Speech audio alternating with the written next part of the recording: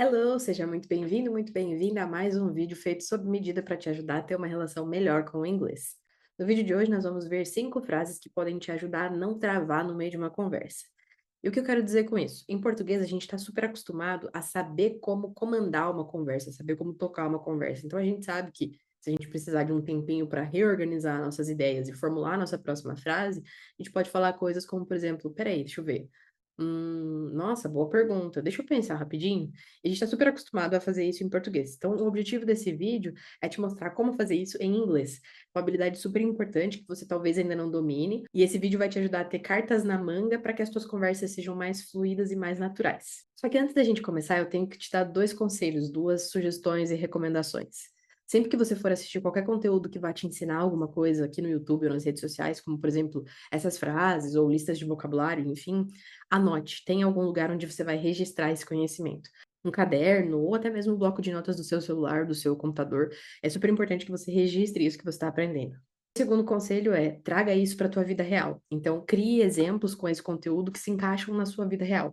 Aqui nós vamos ver 5 frases e eu vou te dar alguns exemplos de situações, mas eu te encorajo a fazer isso também. Para cada uma delas, pense em qual situação que você vive na sua vida ou que você viveria na sua vida, no seu dia a dia, em que você poderia usar aquelas frases. Para que não fique só no campo das ideias, um negócio super abstrato assim, e que faça sentido de uma maneira mais prática mesmo. Let's go? 5 frases que vão te ajudar a dar uma breve pausa na conversa, reorganizar as suas ideias e formular qual vai ser a sua próxima fala. Então, independente do seu nível, você pode usar essas frases para dar aquela breve pausa na conversa, reformular suas ideias e falar a tua próxima frase.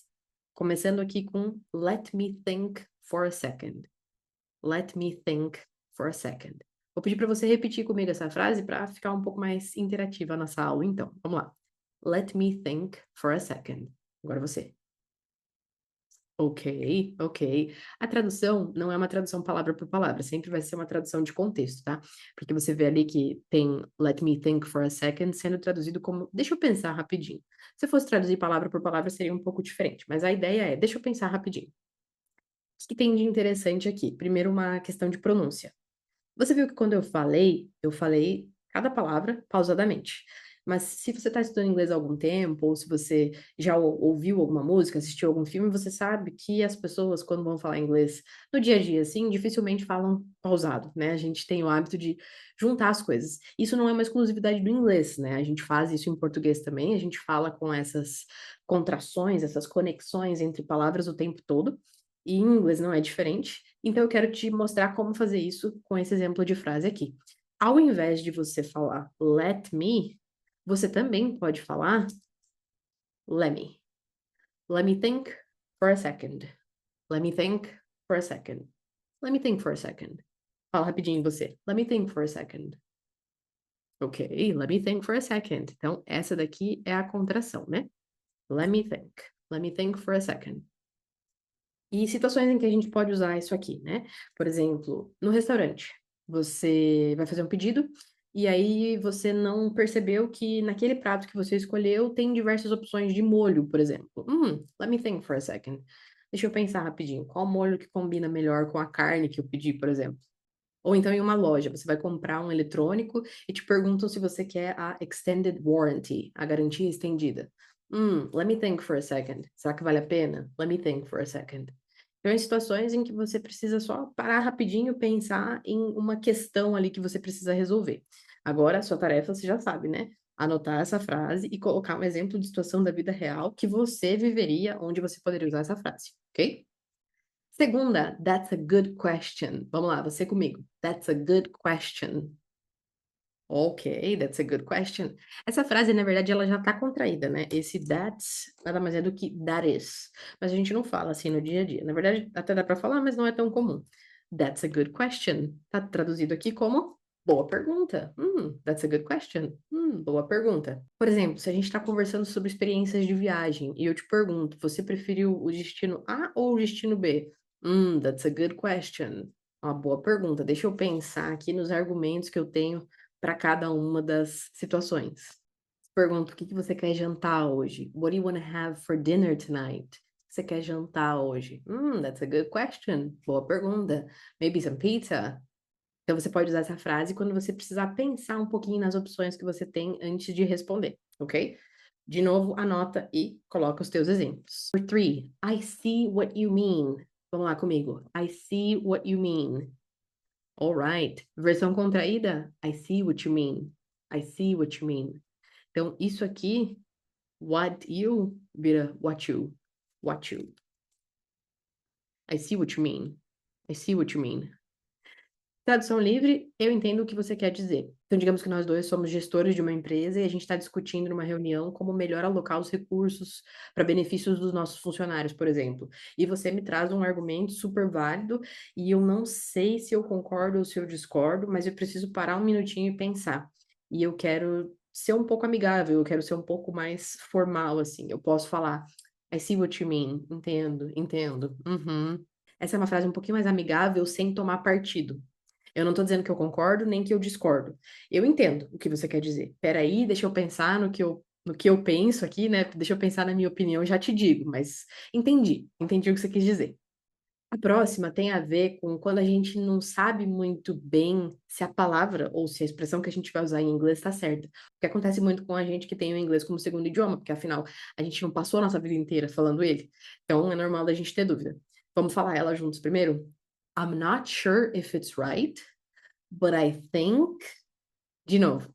I'm not sure if it's right, but I think.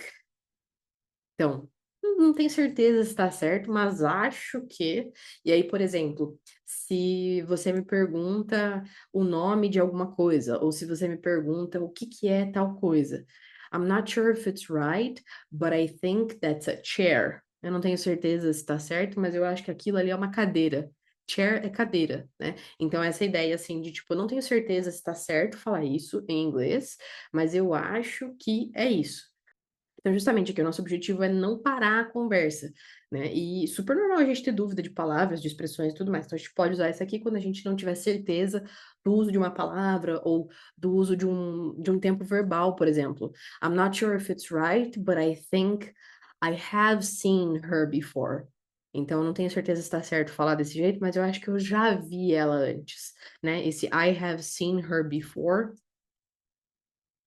ele dá essa ideia de que eu já vi ela antes em algum momento da minha vida, né? Eu poderia falar I saw her before, que daí quer dizer que eu vi ela antes em um momento específico, tipo hoje de manhã, I saw her before, e aqui seria em algum momento da minha vida. Não tenho certeza de quando que é.